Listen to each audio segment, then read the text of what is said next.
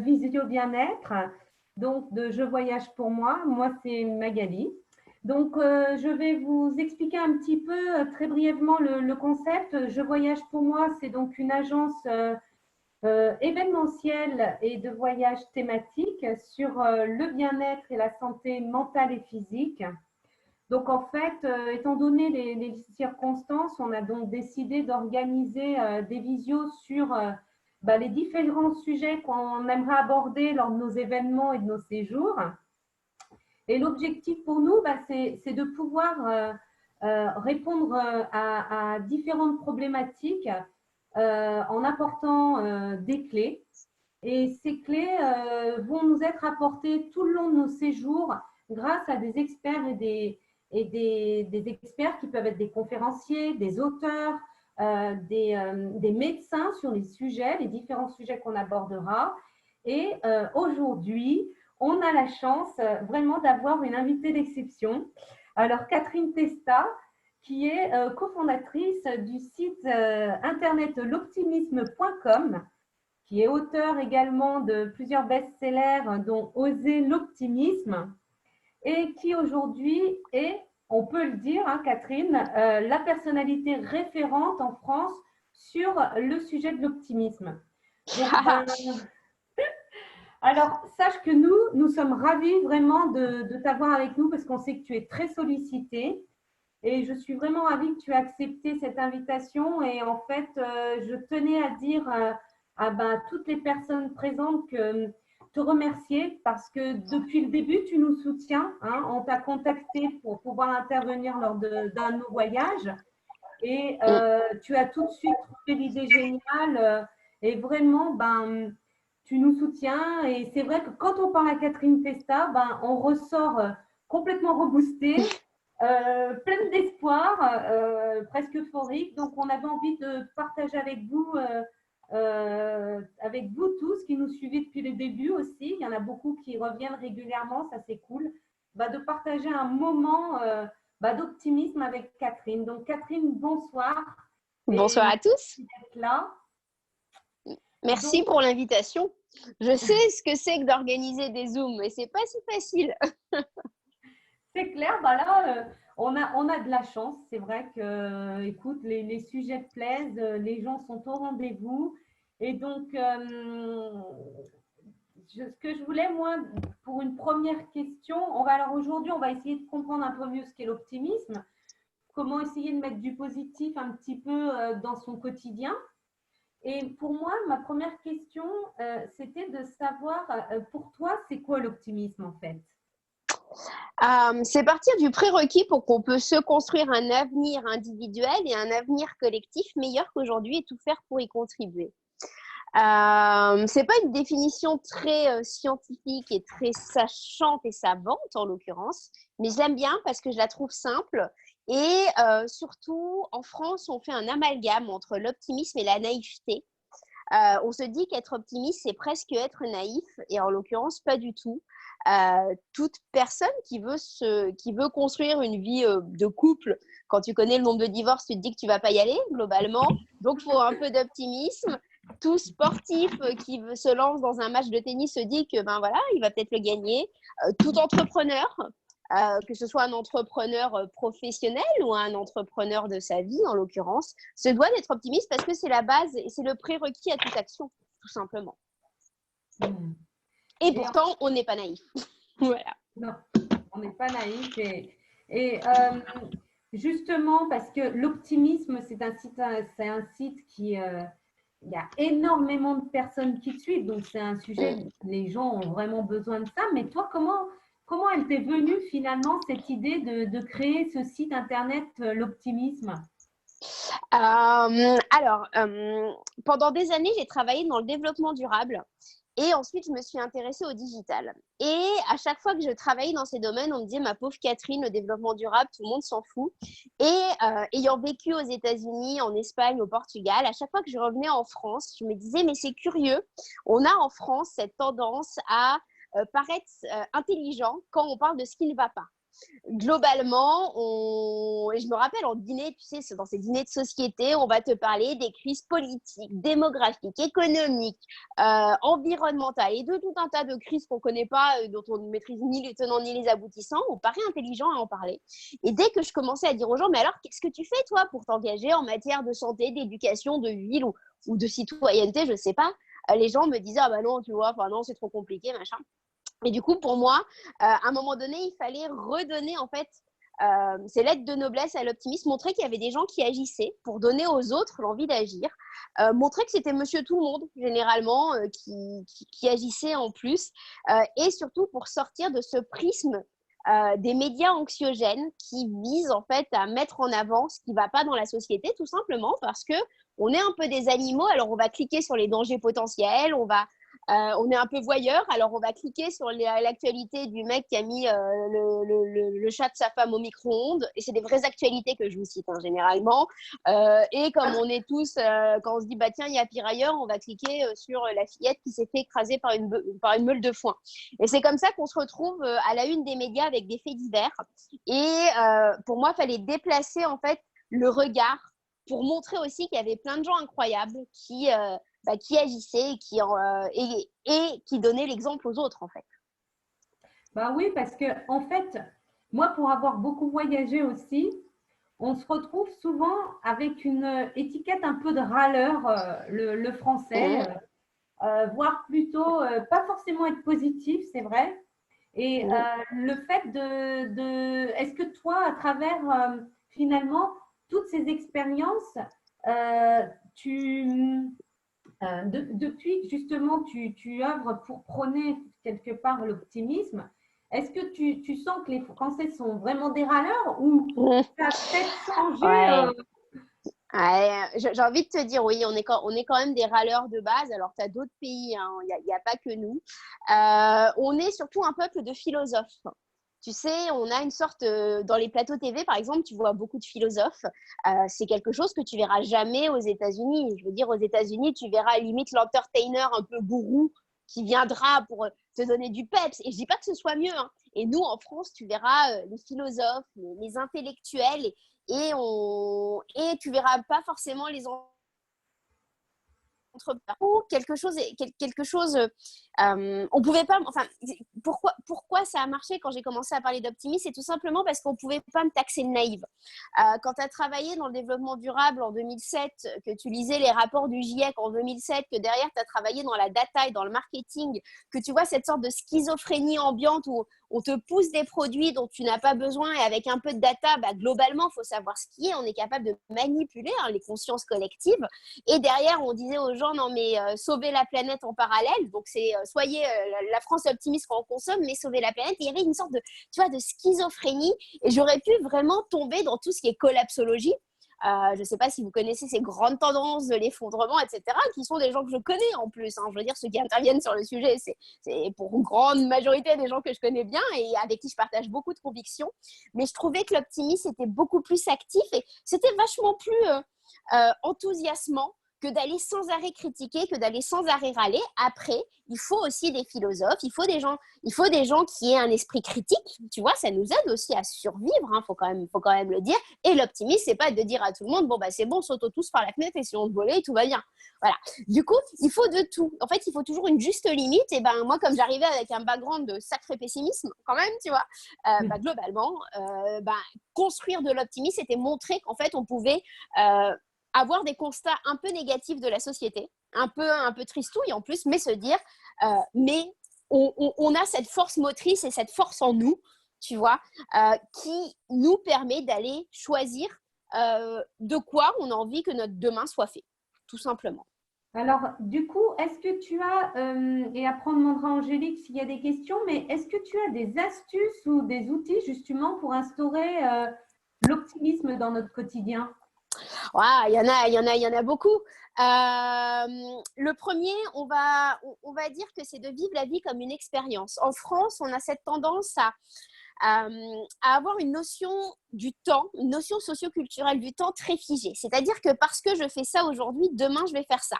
parce que je suis, et c'est vrai dans sa vie perso, hein, parce que je suis aujourd'hui en couple avec un tel, demain ça sera la même chose, parce que je suis aujourd'hui salariée dans un grand groupe, demain ça sera la même chose, ou parce que je suis moi-même un grand groupe, demain je serai toujours un grand groupe.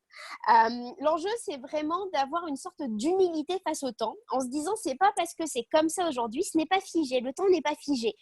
Demain, ça sera peut-être différent.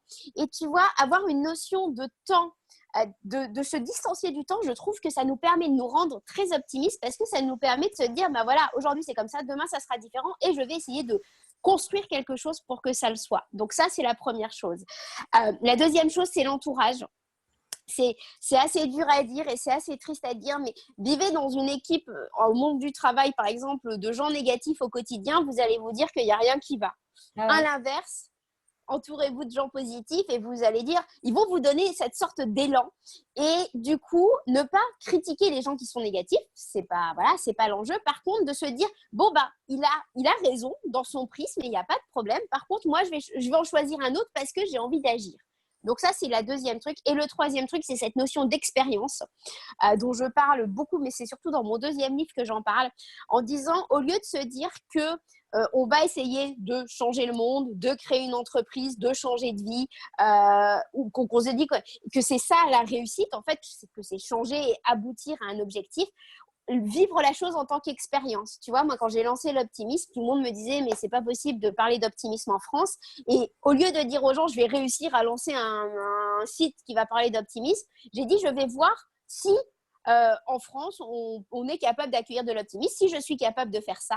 Et revenir à cette notion d'expérience, ça fait que toute personne qui a envie, je ne sais pas, de devenir peintre parce qu'il s'est dessiné et qu'il a mis ça de côté pendant des années, au lieu de se dire, je vais devenir peintre, c'est, comment ça s'appelle ? C'est de se dire, je vais regarder si je suis capable d'être peintre, tu vois ? Et du coup, quoi que tu fasses, en prenant la notion d'expérience, je vais regarder si je suis capable de, ça te permet de valider ou d'invalider un scénario. Et dans tous les cas, du coup, tu réussis. Et l'enjeu, c'est de toute façon, on le sait pour beaucoup et ça paraît un peu bateau à dire, mais c'est cette notion d'expérience parce qu'au moins, on aura essayé et on n'aura jamais rien à regretter. C'est ce qu'on est en train de faire avec Angélique d'ailleurs. C'est vrai qu'on s'adapte, Voilà. on essaye de trouver des solutions au quotidien, puis finalement, c'est vrai que l'impermanence des choses, c'est dans les cultures asiatiques, ils l'ont notamment bouddhistes. C'est ça. L'impermanence des choses, une fois qu'on l'a intégrée, effectivement, on se dit c'est comme ça aujourd'hui, on verra demain. Le fait de vivre et d'essayer les choses pour avancer, c'est toujours mieux d'agir que toujours se poser ou se projeter par rapport à des éventuelles choses qu'on oserait faire alors qu'on ne les fait pas. Donc, c'est vrai que vivre nos propres expériences dans l'instant présent, c'est ça. En tenant compte de ces impermanences, de l'impermanence du temps finalement, ça reste quelque chose de très positif et une des clés pour être optimiste. Alors, moi, je voudrais revenir, parce qu'effectivement, il y a plein de choses qu'on peut mettre d'un niveau personnel. Et ce qui m'intéresse aussi, puisque tu as écrit 2 best-sellers, dont le deuxième était Oser être soi, même au travail. C'est vrai qu'aujourd'hui, on vit une situation complètement inédite, dans une incertitude qui inquiète.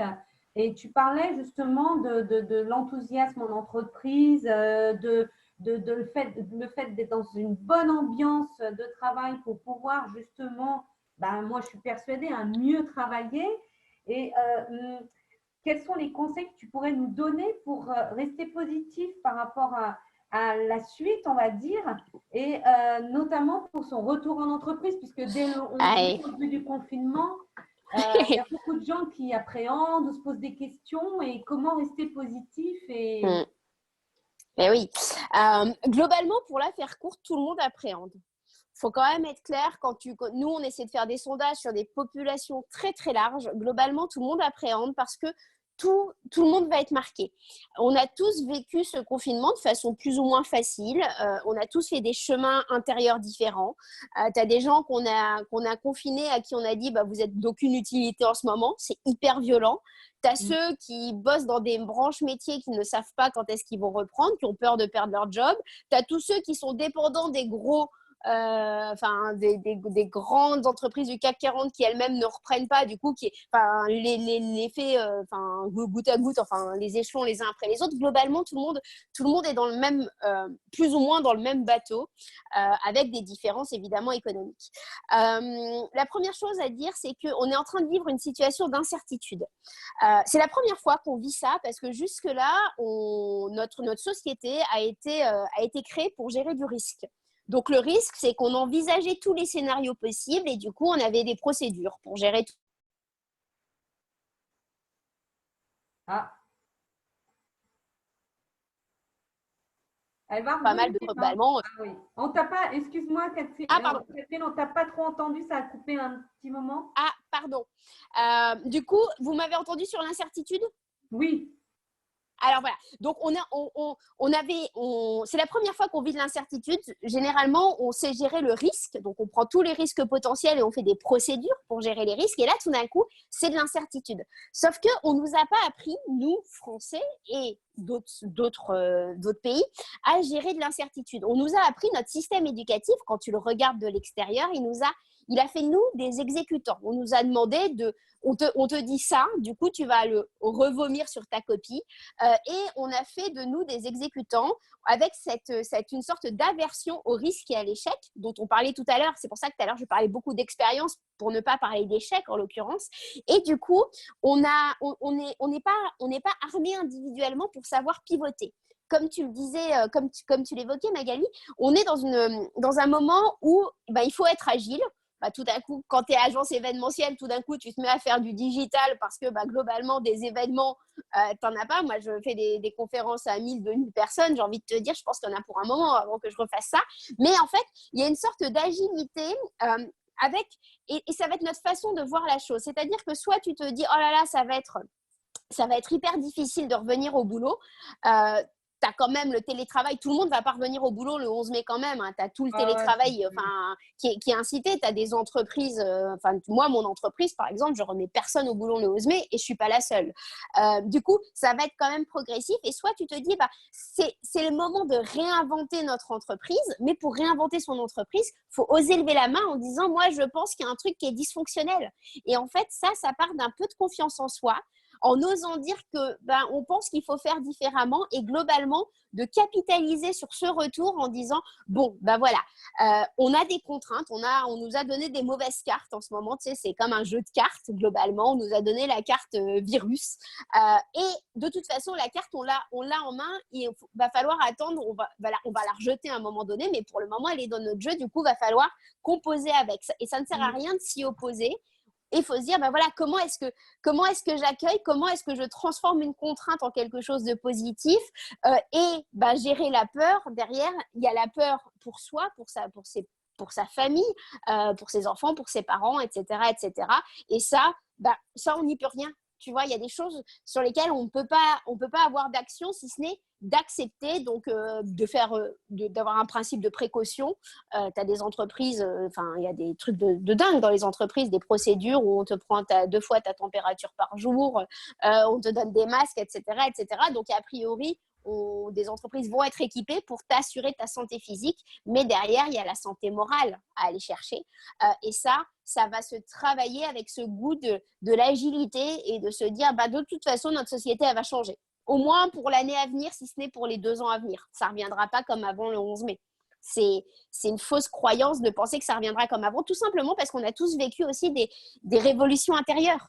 On s'est retrouvé face à soi-même, face à son mari, face à ses enfants, face à sa femme, tu vois, et de temps en temps tout seul, dans des vases clos, et avec ce questionnement, à quoi je sers? Tu vois, quand tout d'un coup, tu as ceux qui sont sur le terrain où on sait ostensiblement à quoi ils servent, voilà, globalement, à nous nourrir, à nous soigner, à nous transporter, peu importe. Et voilà. Et du coup, ces questionnements, cette quête de sens, il va falloir aller la chercher. Et c'est pas la peine de changer de boulot. C'est ce que je dis très souvent aux gens. C'est pas, je veux dire, faut pas tout plaquer non plus. Le simple fait d'être qui on est, d'avoir fait un sourire à son collègue, comme tu le disais tout à l'heure, d'avoir eu un gentil mot, d'avoir demandé à quelqu'un comment il va, déjà, qui on est a déjà du sens en fait quand on commence à faire ça. Il ne faut pas forcément faire quelque chose, il faut être quelqu'un. Aller chercher au fond de soi. Donc, Angélique, est-ce qu'il y a des questions? Alors oui, on avait une première question. L'optimisme est à la mode. Il faut être positif, heureux. N'y a-t-il pas dans cette injonction une sorte de pression, de course après un objectif qui peut en fait produire un effet inverse? Oh là là, ok, si. Alors ça, c'est une sorte de biais de se dire qu'il y a une injonction à l'optimisme. Moi, j'ai envie de vous dire, je suis la pire pessimiste au monde. Voilà, enfin, je suis une vraie pessimiste parce que pour le moment, ayant travaillé, enfin, c'est ce que je vous évoquais tout à l'heure, le développement durable et la data, autant vous dire que je ne suis pas optimiste pour l'avenir, globalement. Par contre, je crois dans les gens. Je crois dans la capacité à chacun à s'interroger, à se questionner, etc., etc. Pour l'heure, il n'y a pas beaucoup d'injonctions à l'optimisme. Il faut quand même dire ce qui est. Dès qu'on parle d'optimisme, on fait un peu opposition, mais il y a plus une injonction au pessimisme et aux attention catastrophe possibles en permanence dans la société plutôt qu'à l'optimisme. D'ailleurs, tu regardes, notre vocabulaire est très parlant. Moi, je m'intéresse beaucoup au poids des mots. En France, on prend un risque. Aux États-Unis, on take a chance. On prend une chance, on tente sa chance. Et globalement, notre société est plutôt très, très, très, très, très, très, très pessimiste. Donc, il y en a quelques-uns qui lèvent la main en disant essayons l'optimisme. Et c'est très différent. Et il y a une grande différence entre l'optimisme et le bonheur. L'optimisme, c'est quelque chose d'actif, c'est une posture mentale qui va se travailler, et c'est pas parce que tu es optimiste que tu es heureux. Tu vois, tu es heureux éventuellement parce que tu agis pour quelque chose, ça te donne du sens et des choses comme ça, mais c'est pas parce que tu es optimiste que tu es heureux, et loin de là, en l'occurrence. Mais l'optimisme, c'est tout simplement que ça te permet de prendre la vie avec un peu plus de fluidité, et pourtant, tu peux vraiment être collapsologue dans l'âme. Et en fait, utiliser de l'optimisme comme un levier. Et il n'y a pas du tout d'injonction. C'est aussi une composante, tu as les gens qui vont très bien dans la mélancolie. Et ça va bien dans ce cas-là, en fait. Il n'y a pas de problème. C'est-à-dire que chacun sa carnation. Par contre, l'optimisme, ça peut quand même se travailler pour éviter d'être bloqué dans une inaction et dans une inaction sociétale, en fait. Est-ce qu'il y a d'autres questions, Angélique? Du coup, être optimiste, c'est être positif. C'est pas être le positif bienheureux naïf. C'est savoir voir les dangers potentiels mais ne pas s'attarder dessus, en fait. C'est-à-dire que moi, par exemple, je lis beaucoup de philosophes, je lis beaucoup de sociologues, je lis beaucoup de trucs. Quand je finis de les lire, je pourrais me dire, bon, bah, ok, je change de vie, je deviens vraiment collapso et où je repars manipuler massivement les gens pour qu'ils consomment des trucs dont ils n'ont pas besoin. Tu vois, parce que bah, globalement, à lire ça, au bout d'un moment, tu peux t'arrêter dessus en te disant, bon, bah, perdu pour perdu, je ne fais rien. Par contre, l'optimisme, c'est pas être forcément positif parce que je veux dire, tu peux pas être positif tous les jours. Hein. Faut quand même, faut être clair. Surtout dans une situation comme on vit aujourd'hui. Enfin, qui peut être positif? C'est juste voir la réalité telle qu'elle est et derrière ne pas s'opposer à ce qui ne va pas, parce que le nier, ça va, tu vas encore plus mal, et surtout quand tu vois que tout le monde va bien, que toi tu vas pas bien, c'est hyper violent. Mais prendre la posture en se disant, ok, où est-ce que moi je peux agir? Tu vois, et c'est l'optimisme pour moi, c'est se dire qu'on peut forcément agir sur quelque chose, et il y a rien. En fait, ce qui nous rend malheureux, c'est l'inaction, en fait. C'est le désalignement avec ses valeurs. Et tant qu'on est aligné avec ses valeurs, tout va bien. Voilà. Ok. Bah justement, toi qui… Les thématiques finalement de bien-être et de bonheur reviennent toujours aux mêmes choses. C'est ce voyage intérieur qu'on doit faire quelque part pour bien se connaître. Exactement. Être vraiment dans ses propres valeurs, dans ce que l'on, comme tu disais, c'est tout simplement être. Et pour ça, c'est d'une introspection. Et c'est le propre d'ailleurs de ce qu'on va proposer lors de nos voyages. C'est exactement ce qu'on veut. Parce qu'il y a certaines personnes qui sont prédisposées ou qui naturellement arrivent à se centrer, à faire comme une introspection, se poser les bonnes questions, mais il y a aussi plein de gens qui passent à côté de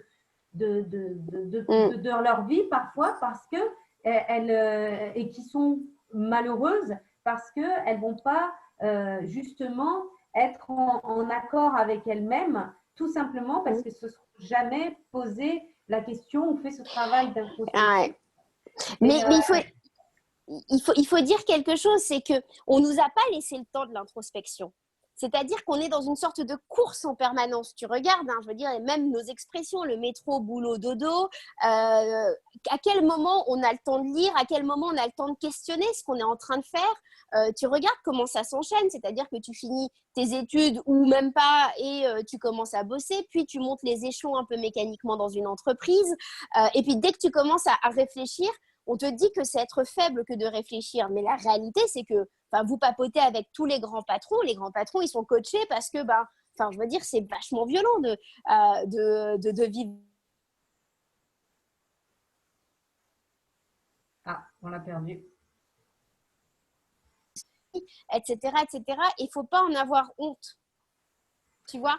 Il ne faut pas avoir honte de se questionner sur de quoi j'ai vraiment envie. Et l'enjeu, ce n'est pas d'être optimiste, en fait. L'enjeu, ce n'est même pas ça. C'est de se dire, voilà, moi, mes valeurs, c'est celle-là, celle-là, celle-là. Comment, dans ma vie, dans mon job, dans ma vie perso, dans mon job, comment je vais aligner mes valeurs, qui je suis avec ce que je fais, en fait. Et notre système éducatif ne nous a pas appris à faire ça, en fait. Ça nous a appris on t'avait dit que tu étais bonne élève parce que tu savais faire des maths et les autres, c'est ton passe-temps d'aller dessiner, alors que parfois c'est un talent, tu vois, de savoir dessiner et ça serait beaucoup plus utile à la société que ta capacité à faire des maths, quoi. Et c'est ça qu'il faut aller chercher, en fait. En fait, c'est pour ça que l'optimisme, c'est pas une sorte de naïveté, c'est une composante très systémique et très très large qui va de soi à l'autre, qui va creuser dans ses propres talents personnels. Tu vois, c'est quoi mes valeurs, c'est quoi mes talents, qu'est-ce que je sais faire. Et tes talents, c'est pas seulement avoir su faire des maths quand tu étais en CM2, quoi. C'est des compétences. Ce à quoi j'aspire aussi, ce à quoi j'aspire. Exactement. Et oser Exactement. dans une société qui nous confine souvent dans des cases ou oui. pouvoir aussi sortir des cases et vivre vraiment nos envies malgré la peur, parce que souvent on est pris par la peur à cause d'un système que nous impose la société. Mais Bien je sûr. crois que ce confinement, aujourd'hui, finalement, si on peut ressortir une chose positive, c'est que les gens ont été dans l'obligation de s'arrêter. Bien sûr. C'est ça qui va aussi provoquer le changement. Après, plein de gens ont été quelque part contraints d'être confinés, ont redécouvert pour certains leur famille, parce qu'ils bossent jusqu'à des 22 heures, notamment aussi dans les grandes villes, c'est assez compliqué, qui n'ont jamais eu le temps de s'arrêter. Donc, les gens sont dans une incertitude de la société de demain, mais eux-mêmes sont très perturbés finalement par ce qu'ils vivent, ce qui se passe. C'est vrai que si on arrive à être bien, à être bien dans ses baskets finalement, dans ses valeurs, on trouve les solutions, on rebondit, on accepte d'accueillir les choses au fur et à mesure. Et du coup, c'est peut-être plus facile pour appréhender la suite finalement. Et surtout, on va sortir de ce confinement, tout le monde aura vécu quelque chose. Tu vois ce que je veux dire ? Et surtout, il va y avoir quelque chose d'incroyable. C'est-à-dire qu'on va tous rentrer dans des temporalités différentes. C'est-à-dire qu'en fonction de là où tu habites, plus quel est ton métier, plus quelle est ta branche, plus, etc., plus tu as des enfants, plus machin, plus personne ne va vivre la même réalité. Tu vois, on va être confinés plus ou moins longtemps. Tu as ceux qui n'ont pas du tout été confinés. Moi, j'ai des gens qui nous lisent, qui me disent « On m'appelle un héros, mais je suis en fait un esclave de la société parce que globalement, si je ne vais pas bosser, la réalité, c'est que je me fais virer. » Donc, tu vois, il va se passer plein de choses. On va s'être rendre compte de notre inutilité pour certains. Au-delà de ça, il va y avoir un désaveu de confiance. C'est-à-dire que tu regardes dans plein de boîtes, il y a des gens qui demandaient du télétravail depuis des années. On leur a dit non, pas possible, pas possible. Et tout d'un coup, je veux dire, télétravail possible en une matinée, pour l'intégralité des Français, ou la moitié des Français. C'est quand même incroyable, ça. Et du coup, tu vois, il va y avoir des désaveux de confiance, des choses où on te disait c'est impossible de faire comme ça. Si, c'est possible. Et pareil, tu as plein de gens qui vont se poser des questions, qui vont se dire, mais est-ce que moi, j'ai déjà 3-4 personnes autour de moi, dans mon cercle proche, qui me disent, je crois que je vais demander du 4-5e, parce que finalement, je suis restée avec mes enfants, je me suis rendu compte que je ne les voyais pas avant. Et elle me disait, mais tu vois, je ne sais pas comment ça va être pris dans ma société, parce que dans ma société, personne ne fait ça. Et je lui ai dit, mais qu'est-ce que tu t'en tapes du regard de celui que tu ne connais pas dans ta société ou du manager qui n'est pas ton pote? Je veux dire, mieux vaut que tu sois bien vu de ton fils, de ta famille, tes potes, ils te diront, mais vas-y, continue, va prendre du télétravail, va prendre 1 jour ou 4 jours par semaine, et oui, tu gagneras moins d'argent, mais là, il y a aussi quelque chose qui est incroyable, c'est que notre société, et je peux le dire parce que connaissant bien le marketing, on te pousse à te dire consommer, c'est ça qui rend les gens heureux. Mais là, tu regardes, on a tous des placards blindés de fringues. À quoi ça nous sert? Et là, tout d'un coup, ce qui rend les gens, ce qui te manque, c'est tout ce qui est gratos. Donc, faire des câlins à tes potes, faire comment ça s'appelle, aller dans la nature, voir le soleil, tu vois, les interactions sociales. Parce que ce qu'il ne faut pas oublier, ça c'est autre chose que j'aime bien réévoquer assez souvent, le travail, ça a 4 vertus, en fait, 4 vertus, 4 objectifs plutôt. Le premier, c'est gagner du pognon. Voilà, c'est la base parce que notre société, pour le moment, moi j'espère qu'un jour il y aura un autre système qui se basera sur autre chose que du pognon. Mais voilà, il faut des sous, quoi. Donc ça nous fait gagner des sous. Le travail, ça a aussi cet aspect sociétal. Donc, c'est-à-dire que tu travailles pour plus grand que toi. Donc, quand tu bosses, je sais pas, à la SNCF, tu transportes des gens. Quand tu es transporteur, tu transportes de la bouffe. Enfin, voilà, tu sais à quoi tu sers, en fait. Tu appartiens à un plus grand que toi. Troisième point, tu as un enjeu social. Donc, tu croises des gens. C'est-à-dire que tu te sociabilises, en fait. Donc, ça, c'est le troisième enjeu. Et le quatrième enjeu, c'est t'améliores tes compétences au quotidien. C'est-à-dire que tu deviens meilleur. Tu regardes, au bout de 2 ans dans ton job, globalement, tu sais faire en un claquement de doigts ce qu'il te fallait 2 jours au démarrage. Et du coup, toutes ces composantes sociétales, en fait, il va falloir qu'on revienne à ce que c'est que le boulot, en fait. Et que le boulot, ce n'est pas que aller gagner des sous en se faisant maltraiter, c'est aller chercher tout ça. Et puis, de temps en temps, tu te rends compte qu'il y a juste un truc qui bug chez toi. Bon, tu vas le chercher en étant dans une association. Si tu n'apprends plus rien dans ton boulot, tu te mets en lien avec une asso.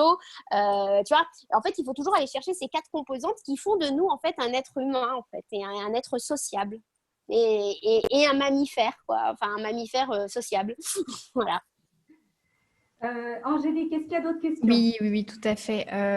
Toi qui lis beaucoup, justement, Catherine, tu vas peut-être pouvoir répondre à cette question. Est-ce que le fait de voir le verre à moitié vide n'est pas, en fait, lié à l'histoire, à la culture française? C'est lié à plein de choses, en fait. C'est lié à notre côté très intello. Et c'est la première chose, c'est socialement parlant, on paraît plus érudit à parler de ce qui va pas. T'as ça. C'est lié à nos histoires. Moi, je crois beaucoup à tout ce qui est, tout ce qu'on se transmet de génération en génération et qui sont un instinct aussi de survie de mammifères parce que on a la génétique là-dedans, un instinct de survie. Il y a aussi le fait de comment est-ce que tu as grandi. Si tu as grandi dans une famille où tes parents te disaient « mais vas-y, t'es le meilleur » en permanence, tu regardes, tu as beaucoup de chanteurs qui ont réussi parce que derrière, ils avaient leur famille qui les prenait pour déjà des demi-dieux quand ils étaient gamins, tu vois. Alors, et quand tu as vécu dans une famille où il a fallu un peu se serrer la ceinture, je veux dire, ton enjeu, c'était juste d'aller gagner un peu de sous pour manger. Donc, tu vois, ça change, en fait. Et en fait, c'est dû aussi, il y a à peu près, souvent, on te dit que ça se travaille, il y a 40% que tu peux travailler, tu as 60% d'inné. Donc, c'est des trucs qui sont non opposables, qui sont, un spermatozoïde avec un ovule et ce qui fait que tu es toi, en fait. Et ça, on ne peut pas s'y opposer non plus. Et tu as des gens moi j'ai des potes, ils adorent la mélancolie. Ils adorent ça, tu vois, et ça va bien, en fait. Du coup, l'enjeu, c'est pas d'aller vers un optimiste, c'est pas un objectif de vie que d'être optimiste, tu vois.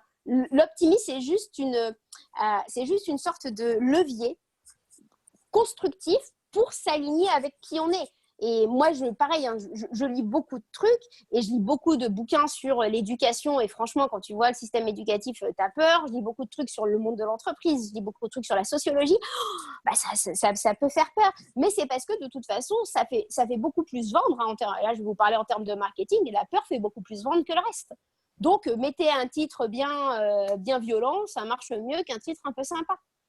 Voilà, on en est là. Donc, c'est pour ça, souvent, on parle d'optimisme BA. C'est un biais très français parce qu'on est en train de vivre dans une société limite à l'opposé, en fait. Hein. La peur, ça fait vendre. Hein. Ça tient aussi les gens dans des sortes de mécanismes. Et les systèmes n'ont pas intérêt à avoir des gens qui s'expriment trop. Hein. Faut quand même dire ce qui est aussi globalement. Hein. Entre entreprises, familles, ça va, c'est à tous les niveaux. Hein. Oui, mais quand tu vois aussi le succès que tu as, le succès qu'a l'optimisme, c'est que les gens, ils ont vraiment besoin de ça. On penche vers une société où on a de plus en plus envie de tendre vers ça. Alors, c'est vrai que c'est la société. Ça a remis aussi en question le confinement, nos modes de consommation. Comme bien sûr. J'imagine que tu as dû voir. Est-ce que tu as vu par rapport à. Puisque tu es bien là-dedans H24, mais est-ce qu'il y a eu un élan de solidarité pendant le confinement que tu n'as pas vu oui. en dehors de ces… Parce que… En fait, le confinement a remis un peu d'humilité en place. C'est-à-dire qu'en fait, notre système, hein, tu regardes en France, aux US, hein, c'est la même chose. La première question, c'est qu'est-ce que tu fais dans la vie? Et en fonction de cette réponse, on va te mettre sur un piédestal. Alors oui, moi je suis devenue auteure best-seller avec Europe 1. Je suis entrepreneuse, effectivement, influente, etc. Donc tout d'un coup, on te met sur un piédestal. Non mais attendez, tu regardes ma tête, je veux dire, je suis confinée comme tout le monde. Et je crois profondément dans la simplicité. J'ai toujours cru dans la simplicité. Parce qu'en fait, on a tous des chemins de vie avec du bol et du pas de bol. Il faut quand même dire ce qui est. On a tous les mêmes pètes. Hein, je veux dire, on perd des proches. Tout le monde tombe malade un jour ou un autre. On a des problèmes avec son conjoint, avec son machin. Elle va revenir dans un instant. Là, on la voit plus. Attends, parce que ça a complètement… Vous m'entendez? Même l'image. Ouais. Ah, pardon. Vous m'entendez là? Oui. Ah, pardon. Du coup, je disais, le confinement, ça a remis tout le monde un peu… Ça a redonné un peu un coup à l'humilité de chacun. C'est-à-dire que dans notre société, alors je ne sais pas si vous m'avez entendu, on se qualifie beaucoup par rapport à qui on est. Enfin, je veux dire, tu es ceci et du coup, on te met sur une sorte de grade. Là, oui, qui que tu sois, globalement, tu es confiné dans plus ou moins grand. Voilà, c'est la seule chose que ça va te changer. Mais globalement, tu restes un humain avec toutes ces questions, avec à peu près le même mode de vie que tout le monde. Hein. Enfin, je veux dire, tout le monde s'engueule avec son conjoint à peu de choses près. Tout le monde vit des décès. Tout le monde a des… Là, on est presque au stade où tout le monde a des proches touchés. Alors, plus ou moins gravement avec le Covid, mais en fait, ça nous a remis chacun à notre condition d'humain. Et tu as des mecs qui se prenaient pour des dieux dans leurs entreprises qui servent foutument à rien, alors que les gens sur le terrain sont utiles. Et du coup, tu vois, et c'est ce que j'espère, en fait. J'espère que ça va continuer comme ça, mais ce coup à l'humilité en disant, non, mais vous êtes sûr qu'on n'est pas tous hyper utiles, en l'occurrence? Regardez notre société, comment elle est faite, à quel moment on a pu faire croire aux gens qu'il y avait des différents degrés. Non, en fait, il faut qu'on aille sur la valeur. Moi, c'est ce dont je parle beaucoup dans le deuxième livre, c'est qu'une entreprise, sans le mec qui sort les poubelles, elle est dysfonctionnelle. Tu peux enlever un paquet de managers avant que ton entreprise soit dysfonctionnelle. Du coup, l'enjeu, c'est vraiment celui-là, c'est de se dire qu'on est tous importants et il n'y a pas de gens plus ou moins importants. Et remettre un peu tout le monde sur un pied d'égalité. Voilà, c'est pour le moment, socialement parlant, on n'y est pas. Faut quand même dire ce qui est. Économiquement parlant, on n'y est pas non plus. Mais déjà, si les gens se rendent compte, ça sera déjà une bonne chose. Et justement, en parlant de ça, parce qu'il y a aussi différentes manières de manager, le management participatif, voilà, ça remet un petit peu tout le monde un petit peu dans la participation d'entreprise, dans les prises d'initiative. Mais comme tu le dis, pour moi, en tout cas, on le voit, hein, ce n'est pas la majorité des entreprises qui le font, bien loin de là. J'espère effectivement le télétravail, c'est clair. Pendant des années, les gens pensaient que ce n'était pas possible alors qu'aujourd'hui, ça l'est. Donc, effectivement, j'espère que la société va évoluer là-dessus, puisque les gens, je pense aussi, étaient à un espèce de ras-le-bol de ce système. Et aujourd'hui, moi, je voudrais savoir si, puisque tu consultes tu fais beaucoup de réunions en entreprise, il y a tu côtoies beaucoup de chefs d'entreprise. Qu'est-ce que tu conseillerais justement à des managers ou des chefs d'entreprise dans leur fonctionnement de société, en fait, pour la suite? Alors moi, j'aime beaucoup citer Émile Servan-Schreiber qui a écrit le livre Super Collectif où il explique que le QI d'un groupe, qu'on peut mesurer le QI d'un groupe et que le QI d'un groupe est toujours supérieur au QI du mec le plus intelligent du groupe. Et le QI d'un groupe est fonction de la diversité du groupe, globalement, de la mixité, des horizons différents des gens et de la capacité d'écoute les uns des autres. Et ça, je trouve ça incroyable, tout simplement parce que tout d'un coup, celui qui se sentait être une toute petite chose dans son entreprise, il se rend compte qu'il est hyper important parce qu'il va rendre le groupe le plus intelligent. Et souvent, tu regardes dans des entreprises, c'est le stagiaire qui lève la main en disant « mais je ne comprends pas pourquoi on fait comme ça ». Et tout le monde lui dit « chut ». Tout le monde le sait, mais on continue à faire comme ça, tu vois. Et du coup, ce qui va se passer, et j'espère, attention, je ne suis pas Madame Irma non plus, mais les entreprises, elles vont devoir se réinventer. Elles vont devoir réinventer finalement la consommation probablement, parce que les gens, comme tu dis, Magali, auront fait du chemin, vont peut-être pas consommer de la même façon, vont se rendre compte qu'ils ont peut-être besoin d'un peu moins, à plus ou moins court terme. Et du coup, les entreprises, elles vont devoir se réinventer, et si elles comprennent c'est ce que je conseille à certaines directions d'ailleurs, si elles comprennent qu'elles sont plus intelligentes toutes ensemble, tous ensemble, ça marchera beaucoup mieux que le mec qui prend sa direction, sa décision tout seul, en l'occurrence. Et tu parles du télétravail, mais le télétravail, ça s'accompagne. Tu as des gens qui sont hyper malheureux en télétravail. Moi, je suis une introvertie dans l'âme. Tu me laisses avec une pile de bouquins, mais je tiens 6 mois comme ça. Pas de problème. Mais tu as des gens qui ont besoin de voir d'autres gens, etc., etc. Donc, c'est pas pour tout le monde. Et pour cette reprise, je pense qu'il y aura beaucoup d'écoute, beaucoup d'empathie, de l'humilité, en se disant, on sait qui a bossé aussi pendant ce temps-là, pendant que d'autres étaient en train de roupiller, et de réfléchir à comment faire un cours de yoga en ligne, quoi. Donc, tu penses vraiment qu'il y aura un avant et un après Covid en entreprise? Ouais. En fait, le truc, c'est que il y a pas. En fait, il y aura ce que nous on invente. C'est-à-dire que nous sommes la société, nous sommes les salariés. Donc, c'est-à-dire que plus il y aura de salariés qui auront réfléchi et qui oseront s'exprimer, parce que ce qui se passe aujourd'hui, c'est que les gens n'osent pas s'exprimer. Regarde, on est suivi par 1 million de personnes. Avec notre budget communication, c'est 0 €. C'est-à-dire que ça s'est fait de proche en proche, de personne en personne qui ont conseillé nos trucs. Et du coup, maintenant, on bosse avec autant des stars de la musique qu'avec des grands patrons, qu'avec leur N-99, tu vois. Parce que l'optimisme, ça fédère, c'est fédérateur. Mais dans les entreprises, les gens n'osaient pas lever la main en disant qu'ils croyaient qu'une bonne qualité de vie au travail, c'était mieux. Mais moi, ce que je dis très souvent, c'est sourire, ça grille pas des neurones. Tu vois, je veux dire, à quel moment on a pensé que faire la gueule, ça rendait intelligent? Tu vois, mais sourire, c'est bordel, ça grille pas des neurones. On n'est pas plus con parce qu'on sourit. Et du coup... On n'entend plus. Ce pourquoi on se mobilise individuellement. Ça a beaucoup coupé là, dis-nous. Ah, pardon. Du coup, en fait, on ne peut pas dire que ça sera comme avant ou pas, en fait. Ça sera comme nous, salariés, et tout le monde, on ose le dire. Parce qu'il ne faut pas oublier que généralement, c'est 10% des gens qui en font basculer 100%. Et c'est juste que jusque-là, les gens n'osent pas forcément dire que la qualité de vie au travail, c'est quelque chose de primordial. Bien sûr que c'est primordial. T'es bien plus productif, c'est con, hein, mais quand tu vas bien, et tout le monde y gagne. Et donc, tu vois, c'est ces sortes d'hypocrisie qu'on a véhiculées pendant des années parce que on n'a pas appris... et il faut quand même un peu d'empathie et d'indulgence parce qu'il ne faut pas oublier que tous les managers, on sort d'un système où on ne nous a pas appris la confiance a priori.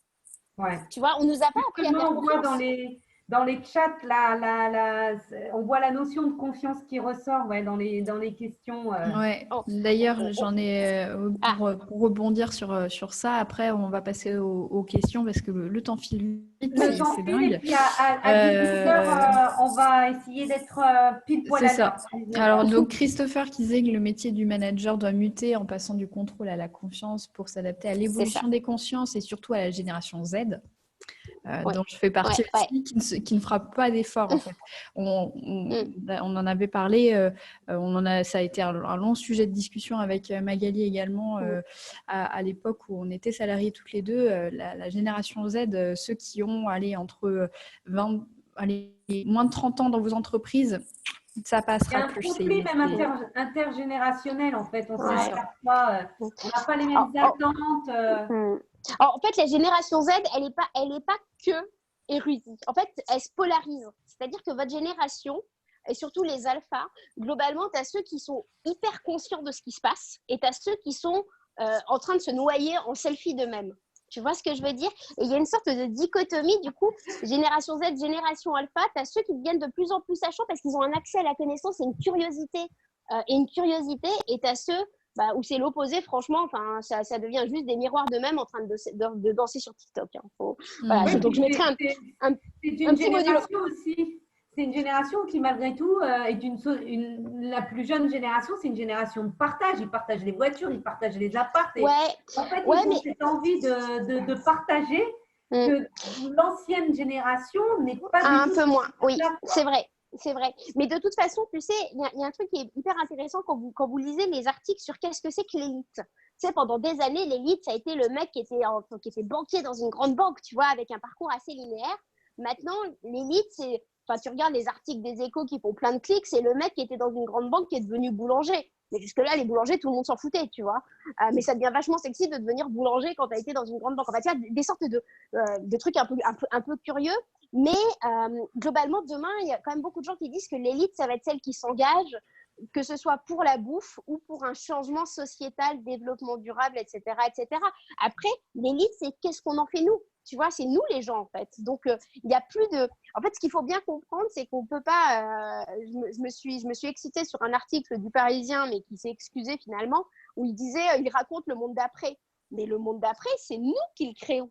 Tu vois? Et c'est pour ça que les récits, c'est hyper important de voir qu'est-ce qu'on prend des autres qui résonne ou pas avec qui on est nous, tu vois. Et ça, je pense que c'est très important d'aller le chercher. Bon, merci beaucoup. Est-ce que dernière question et puis on va conclure. Angélique, dis-moi. J'ai encore un peu de temps. Alors, ok. Parce que c'est vrai que là, ça me demande de faire un choix parmi les dizaines de questions. Alors, question, est-ce que tu as un mode d'emploi pour être optimiste? Si on est le plus pessimiste du monde, comment on peut devenir optimiste demain? Chercher dans son quotidien ce qui va bien. Donc, éteindre la télé. On va commencer par ça. Éteindre la télé. Rééduquer son algorithme digital. Il ne faut pas oublier que la vision qu'on a d'Internet, Internet, ça pourrait être quelque chose d'incroyable qui nous ouvre sur le monde. C'est-à-dire que globalement, tu as accès à tout un tas de ressources. Sauf qu'il y a des algorithmes qui tournent. Du coup, plus tu cliques sur un type d'actualité, plus on te propose ce type d'actualité. Vous m'entendez ou pas? Ouais, parfait, ouais. Oui, c'est revenu, pardon. C'est un peu frisé. Du coup, il ne faut pas oublier qu'il y a les algorithmes qui jouent. Nos algorithmes d'Internet, où Internet, c'est censé être le savoir, tu vois. Et globalement, plus tu cliques sur un type d'actualité, plus on va te proposer le même type d'actualité. Pourquoi? Parce que les médias sont financés par des annonceurs et par des marques, et que le but, c'est pas d'aller travailler la curiosité, tu vois. Le but, c'est de te faire rester sur un site web. Donc, globalement, plus tu votes à gauche ou à droite, plus on va te proposer des articles qui vont te cautionner dans ta conviction. Du coup, Internet, c'est ton prisme de toi-même.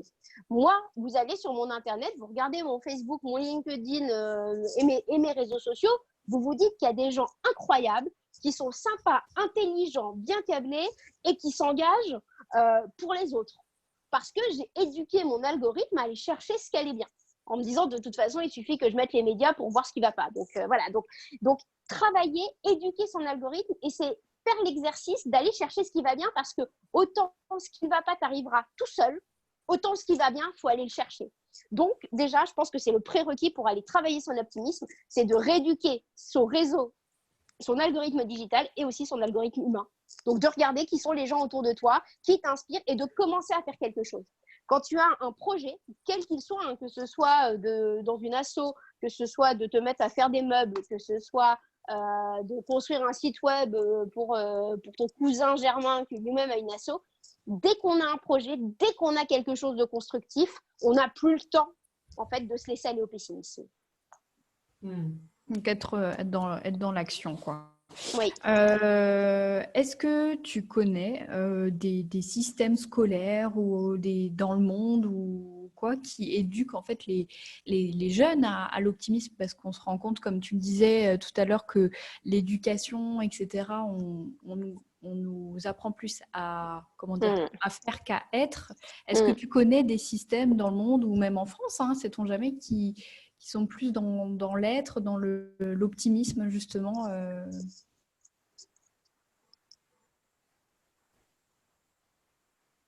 Ah. Tu nous entends, Catherine? Non, on l'a perdu. Bon, ça va. Ah, pardon. Non, pardon, voilà. je suis revenue. Pardon, désolée. Tu me demandais des systèmes scolaires, c'est ça? Oui, c'est ça, qui sont positifs en fait.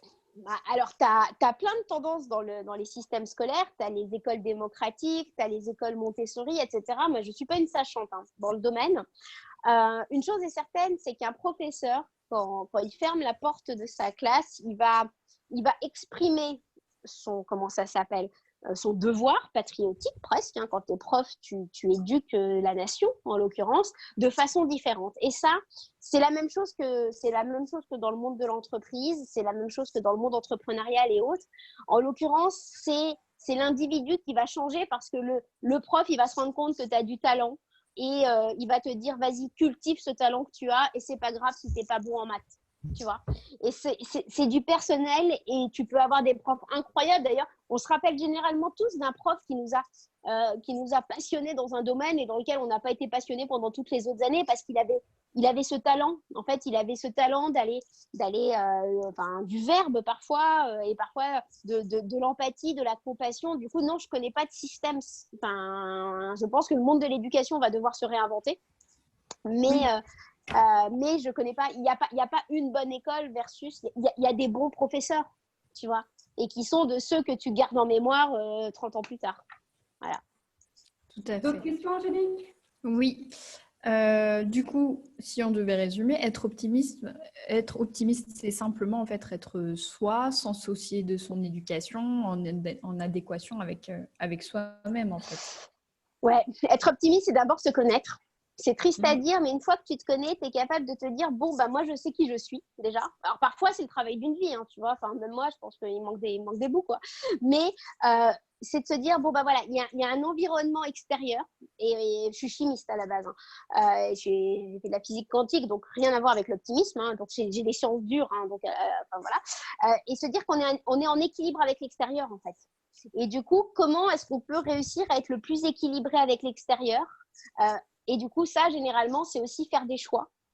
C'est faire des choix dans sa vie perso, c'est faire des choix dans sa vie pro. C'est faire des choix de se dire, bah, ça existe et je n'y peux rien, donc je ne vais pas m'y attarder.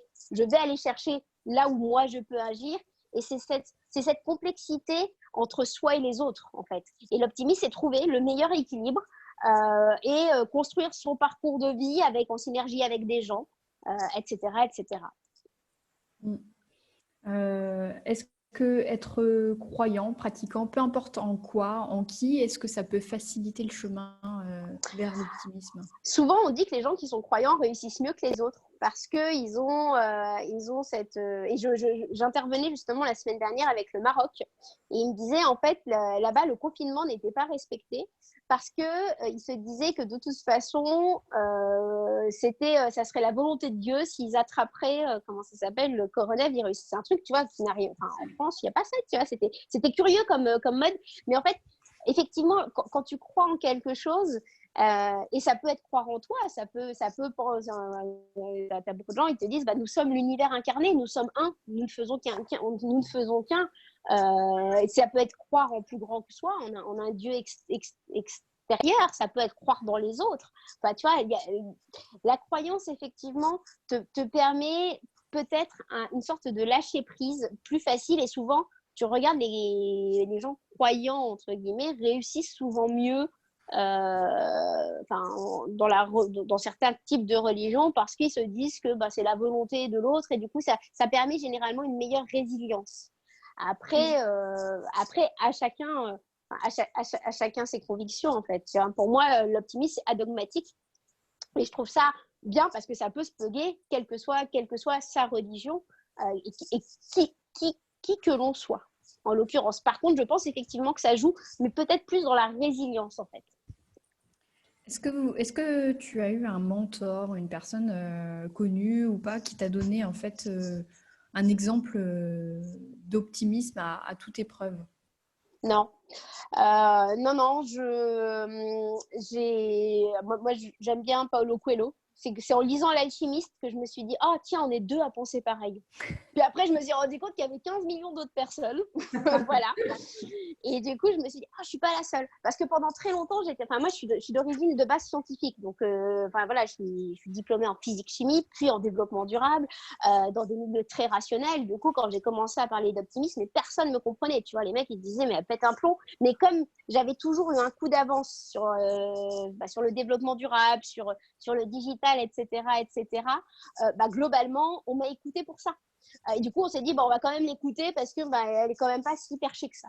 Donc, voilà, au fil des années, je pense que je suis de plus en plus perchée, mais globalement, à l'époque, on m'a écoutée pour ma rationalité. Et du coup, moi, ce qui me rend optimiste, c'est les gens. C'est-à-dire que c'est que dès que je vois quelqu'un, que ce soit vous deux, que ce soit n'importe qui, que ce soit un mec dans une entreprise qui lève la main pour changer parce qu'il est RH et qu'il en a marre de la façon dont les RH sont gérés dans sa boîte, qui lève la main pour le faire, que ce soit le prof qui tout d'un coup prend soin de sa petite élève qui est atypique aux yeux des autres et qui la chouchoute. Enfin, pour moi, l'optimisme, il est dans chacun, en fait. Et c'est ça qui me rend, c'est ça qui me permet, c'est ça qui cultive mon optimisme personnel. C'est que je me dis, en fait, tout le monde il y a plein de gens qui essaient d'agir et on s'en fout qu'ils réussissent ou qu'ils réussissent pas. C'est l'intention qui compte, en fait, au démarrage. Et plus tu vois ça, plus ça te remplit d'optimisme, en fait, tout simplement. Après, j'ai des gens tu vois, tout à l'heure, je vous parlais d'éducation, donc j'adore ce que François Tadei fait sur apprendre au XXIe siècle. Je crois beaucoup dans l'intelligence collective, parce que je crois qu'on est tous incroyables. Et du coup, l'intelligence émotionnelle aussi. Comment ? L'intelligence émotionnelle aussi. Voilà, j'y crois. Voilà, c'est ça. Et de toute façon, un groupe est le plus intelligent quand les gens s'écoutent et quand il y a de l'intelligence émotionnelle dans le groupe. Donc, tu vois, j'adore, je lis Émile Servan-Schreiber. Tu vois, en fait, je prends une sorte de grand condensé de la société. Je lis plein de trucs de gens qui m'inspirent chacun dans leur domaine et je me dis, ouf, il y a des gens. Voilà. D'où mon optimisme. Angélique, est-ce qu'il y a d'autres questions? On va conclure là-dessus peut-être. Moi, j'avais peut-être une dernière question. Toi qui as travaillé beaucoup dans l'environnement. Oui. Au niveau écologique, pareil, est-ce que tu crois qu'il y a eu des prises de conscience? La nature a repris ses droits. Moi, j'espère comme beaucoup, il y a encore du boulot, mais on a vu quelques exemples qui montraient que quand même, la nature, vu que la moitié de la planète était confinée, respirait un petit peu mieux, on va dire. Est-ce que toi, tu crois que les prises de conscience vont permettre quand même un changement On va dire que je ne suis pas très optimiste si je finis là-dessus. Mais pendant des années, en bossant dans le développement durable, tout le monde me disait tout le monde s'en fout. Là, on trouve ça joli parce que de toute façon, on ne peut pas sortir, alors on s'émerveille de ça. Pour moi, en tant qu'ayant bossé pendant des années dans le développement durable, je suis convaincue qu'on n'est qu'à l'apéro avec le coronavirus. C'est-à-dire que je pense qu'il y a des trucs, mais bien pires, en fait, qu'on ne veut pas voir à court terme parce que ça s'oppose à des enjeux productivistes, tu vois, économiques.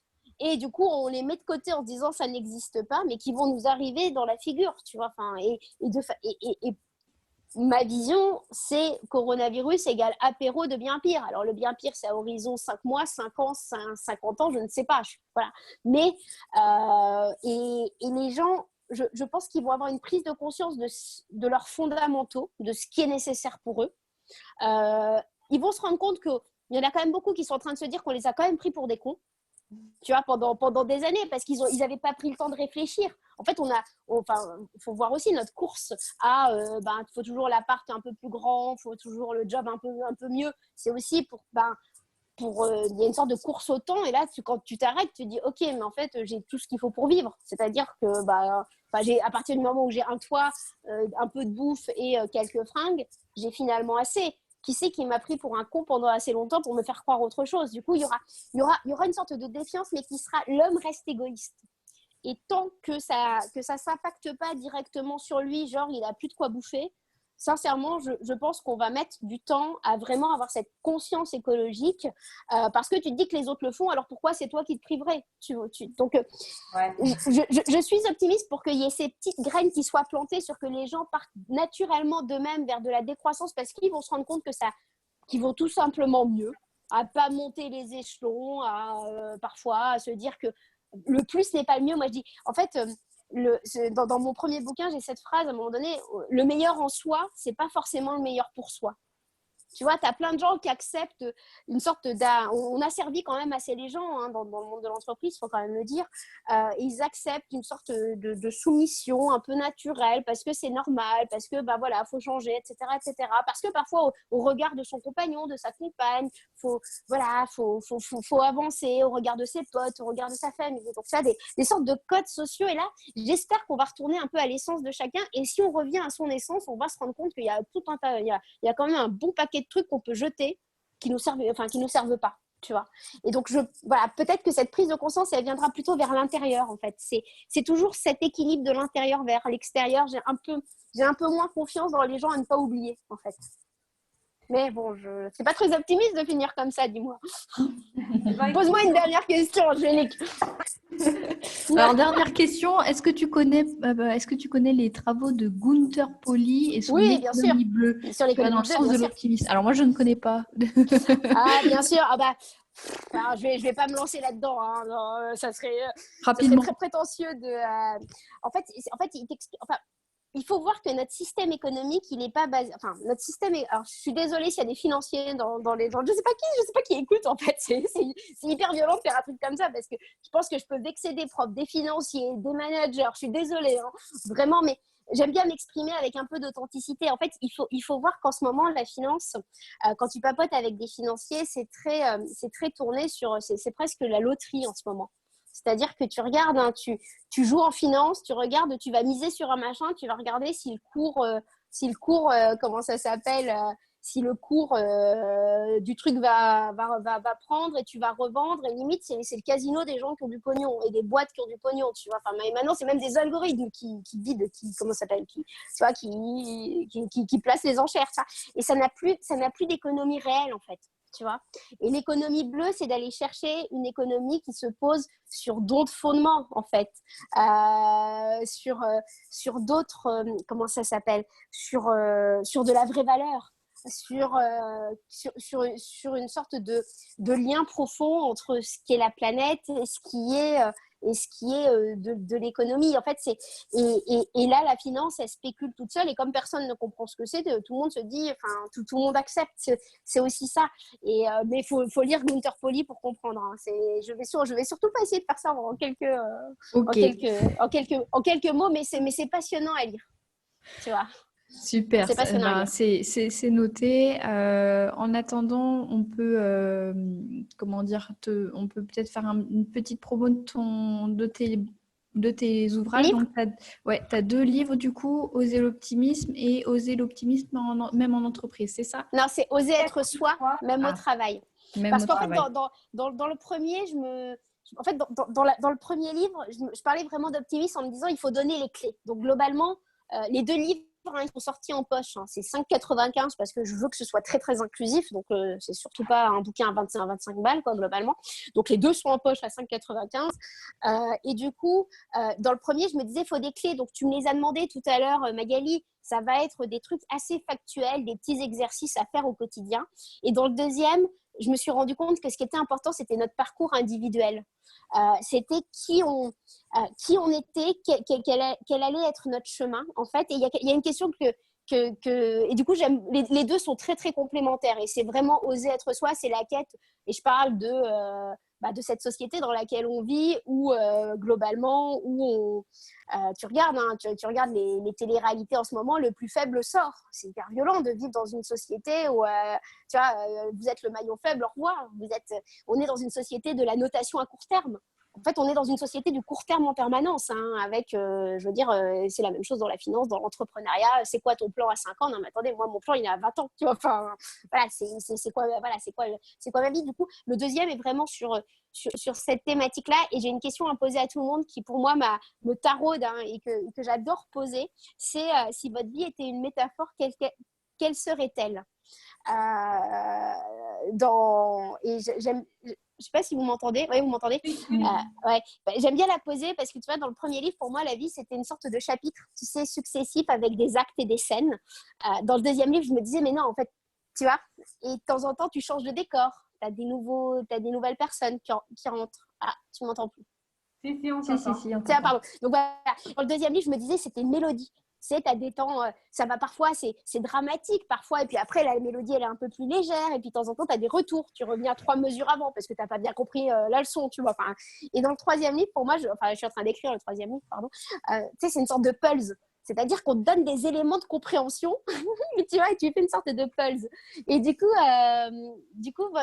je pose toujours cette question, tu as des gens qui me disent, c'est une sorte de trampoline, je monte, je descends, d'autres, ils me disent, c'est une sorte de grand 8. Tu sais, de temps en temps, je monte très lentement et puis tout d'un coup, je m'effondre hyper vite. Tu as des gens, c'est une machine à laver, leur métaphore. Et voilà, j'aime bien poser cette question. Ça avale grand 8, tu vois. Grand 8, ouais. Tu vois, en fait, j'aime bien la poser parce que... Et puis, je veux dire, elle peut changer. Moi, ça fait 3 ans que j'ai la même question, en fait. Du coup, j'ai même pas réussi à être d'accord avec moi-même. Donc, tu vois, je change d'avis régulièrement. Mais je trouve que c'est hyper intéressant de voir la vie comme une sorte de... ah oui, exactement, tu vois. Et j'adore poser cette question parce que je trouve qu'elle dit vachement de choses de soi et elle nous invite aussi à réfléchir, en fait. Tu vois, tu peux te dire que tu es dans Interstellar, tu vois, ta vie, c'est différent. Moi, je suis diplômée en physique, chimie physique, donc dans la physique quantique, toutes les réalités existent en parallèle, tu vois. Et du coup, tu peux te dire que ta vie, c'est Interstellar. Enfin, voilà, j'aime bien poser cette question, peut-être en conclusion, comme ça, c'est pas moi qui pose la conclusion, c'est vous qui l'avez. Merci beaucoup, en tout cas, Catherine. Ce qu'on fera, c'est qu'on pourra vous donner, pour toutes les personnes qui ont participé, les liens des noms de bouquins qui sont inspirants pour toi, Catherine, et qu'on peut copier. Bien sûr. Pour donner quelques pistes aux personnes.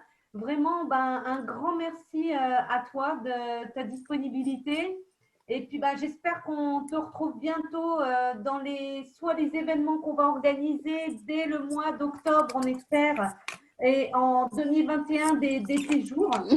Si ça vous a plu, n'hésitez pas à faire des commentaires sur notre Facebook, sur Instagram, sur tous les réseaux sociaux. Et puis, Catherine, un grand merci. Et la semaine prochaine, on se retrouve avec une autre invitée qui s'appelle Isabelle Grimaud, qui est chercheuse en neurosciences et qui nous parlera justement de comment programmer votre cerveau au bonheur, puisque notre cerveau, finalement, c'est un organe incroyable, mystérieux, que l'on peut travailler grâce à sa plasticité. On vous expliquera tout ça d'une manière très simple, puisqu'elle est auteure aussi d'un livre Beau, bien bon. Et donc, voilà, on va peut-être lancer une petite vidéo de fin, si ça veut bien marcher, alors on espère. Et Catherine, merci beaucoup. Allez surtout sur l'optimisme.com. Juste pour le livre, je le dis juste parce que tu sais, en ce moment, on ne peut pas commander. sur Amazon ou sur Fnac. Moi, j'en ai plus des Oser l'Optimisme. Par contre, j'ai le deuxième livre, le Oser être soi, qui est disponible sur la boutique sur l'optimisme.shop. Voilà. Alors, je vais vous le noter dans le chat. Je m'en charge. Également l'optimisme.pro pour les professionnels. Voilà, mais voilà, c'est côté pro, mais voilà, c'est juste pour le deuxième bouquin en confinement. Normalement, ils sont à la Fnac, chez Cultura et partout, mais comme c'est un peu bloqué en ce moment, il m'en reste 30. J'ai fait le compte aujourd'hui, du coup, voilà, je sais que moi j'en ai 30 que je peux expédier. Bon, c'est juste que du coup, c'est les frais de poste normaux, donc c'est 5 euros, je crois. Donc voilà, si vous voulez le livre à plus court terme. Voilà. Merci beaucoup. Et puis donc à la semaine prochaine et à très bientôt, Catherine. Merci à bientôt. tous. À bientôt. À bientôt.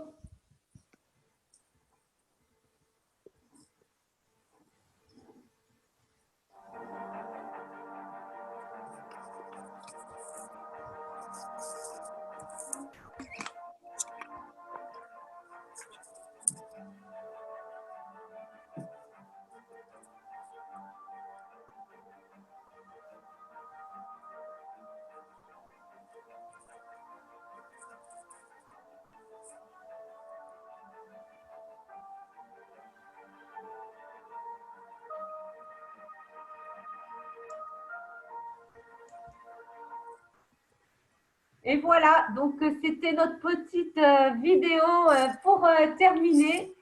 Je vous remercie beaucoup et puis à la semaine prochaine.